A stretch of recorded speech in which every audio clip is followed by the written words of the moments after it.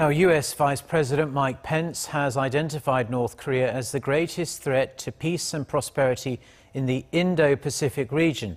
He reiterated his boss's call for continued economic and diplomatic pressure on the regime to make it abandon its nuclear missile programs. Connie Kim reports.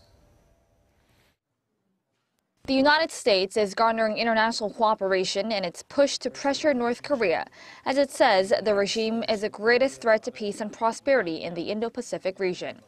Following President Trump's first summit with Indian Prime Minister Narendra Modi this week, U.S. Vice President Mike Pence had some powerful words for Pyongyang during his keynote address to the U.S. India Business Council.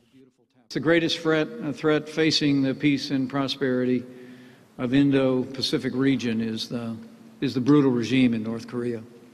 President Trump and I are grateful for India's leadership in fully implementing United Nations sanctions and for its commitment to use its growing global leverage to increase diplomatic and economic pressure on North Korea.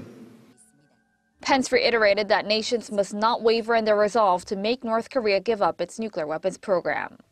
All of us must continue to step forward to work in close cooperation with one another and all of our allies and partners in the region to ensure that we bring the appropriate amount of economic and diplomatic pressure until North Korea permanently abandons its nuclear and ballistic missile programs once and for all. Trump and Modi the previous day pledged to work on countering North Korea's WMD programs and vowed to hold all parties supporting the programs accountable. The Trump administration's increasingly stern stance on Pyongyang is piquing extra interest in what message the leaders of South Korea and the U.S. will send to the North when they hold a summit on Friday.